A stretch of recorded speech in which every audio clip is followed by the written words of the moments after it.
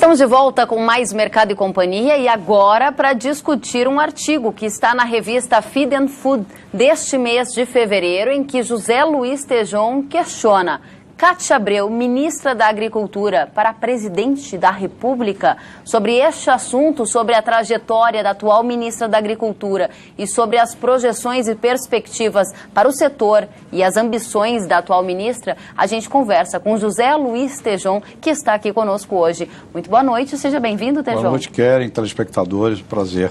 Tejon, é um artigo que você fez uma provocação já no título, perguntando Cátia Abreu para presidente da República.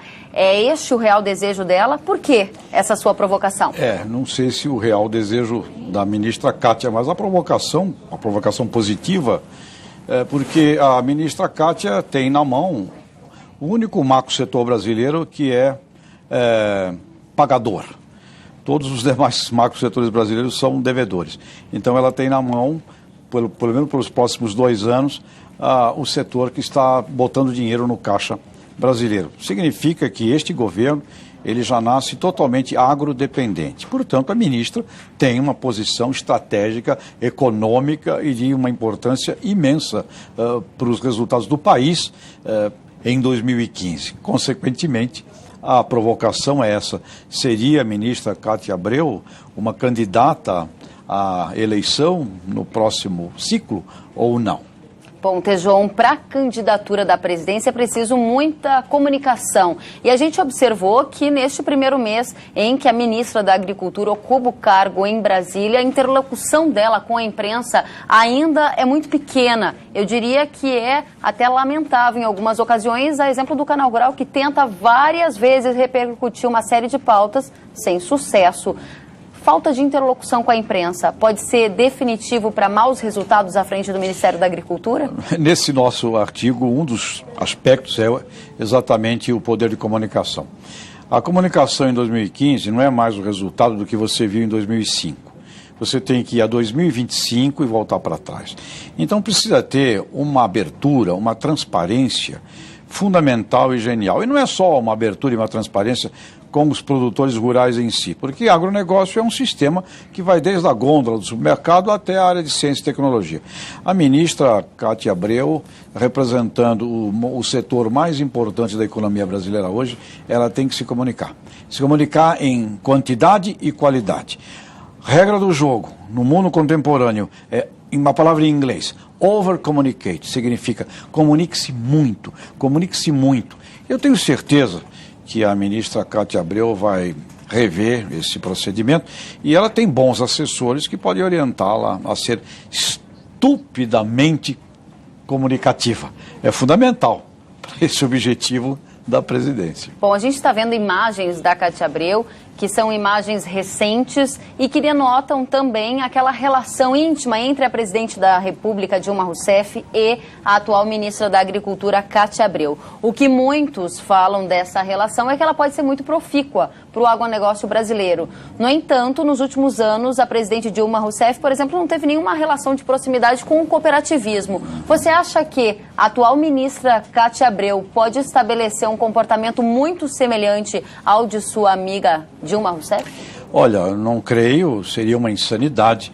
Eu imagino que essa amizade, ela é boa, ser amigo do presidente, mal não faz. E com certeza a ministra Cátia Abreu vai mudar esse cenário com relação ao cooperativismo, até porque um dos pilares da proposta da ministra é a construção ou a valorização da classe média rural.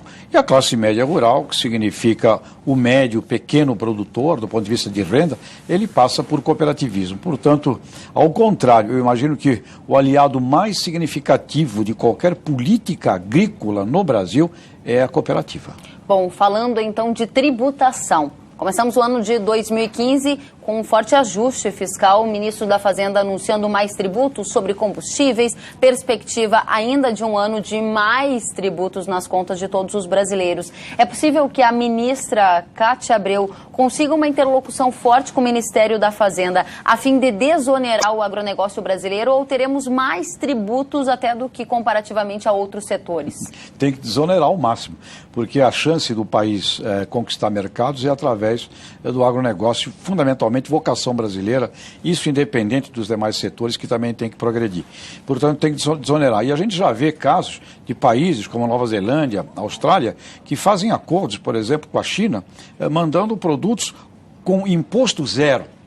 Imposto zero significa você permitir um custo de entrada em países de base de pirâmide em ascensão fundamental. Então vai ter que, tem fome zero, tem um monte de coisa zero, é necessário imaginarmos imposto zero. Para fazer imposto zero tem que diminuir o custo da máquina de governo, tem que melhorar a produtividade. Mas o agrosetor, ele tem produtividade, ele enfrenta um obstáculo gigantesco e produz. Portanto, fazer qualquer proposição de aumento de tributo, de complicação tributária nesse ramo, dar um tiro imediato no pé. Bom, você provoca neste artigo a possibilidade da ministra ser, então, uma candidata à presidência da República, desde que ela abandone qualquer postura mais bolivariana, mais venezuelana ou mais alinhada ao kirchnerismo. É este o caminho que ela não deve seguir definitivamente? Eu tenho certeza que a ministra Cátia Abreu, nesse sentido, jamais estaria com essas ideias. Eu creio que ela talvez tenha que defender, em alguns momentos, segmentos ainda utópicos, né, que imaginam que essas possibilidades levam as nações a algum lugar. Eu acho que ela tem mais que fazer uma defesa sobre tentações que outros segmentos podem ter com relação a isso. Seria catastrófico para o país qualquer ideia dessa de taxar, qualquer ideia dessa de ter uma política como esses países têm, e você veja a crise que assistimos hoje numa Venezuela, e pesquisas que fizemos aqui no Brasil com o cidadão brasileiro, perguntamos se ele achava que no Brasil podia faltar comida. Mais de 80% não acredita, o brasileiro não acredita que no Brasil possa faltar comida. E é um fato. Frutas, hortaliças, grãos, carnes, o Brasil é realmente uma riqueza nesse aspecto. Seria uma insanidade, uma insensatez provocar um caos exatamente nesse setor. Então a ministra Cátia, com a sua amizade com a presidenta, acho que tem que dar garantia ao setor, ao agronegócio, de fazer os seus investimentos, porque essas políticas com certeza arruinariam o que temos no Brasil. Agora, uma coisa importante, Kellen, no assunto da ministra e do agronegócio. O Brasil tem hoje, a maior carência que o Brasil tem é de moral, é de caráter, é de valores. O povo da cidade, em pesquisas que nós fizemos, considera o agricultor, o produtor rural, uma das 5 profissões mais importantes para ele. Policial, bombeiro, médico, professor e produtor rural.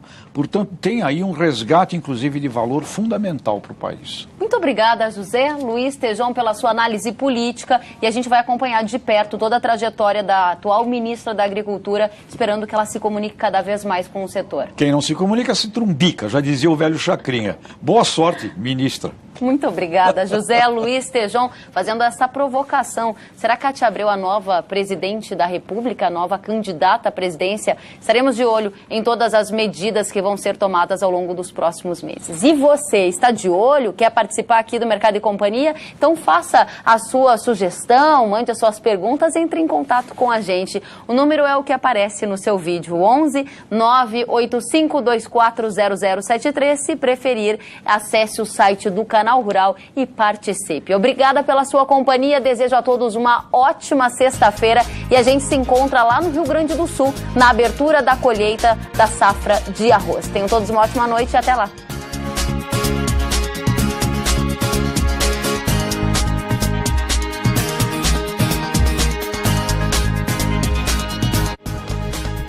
Mercado e Companhia. Oferecimento.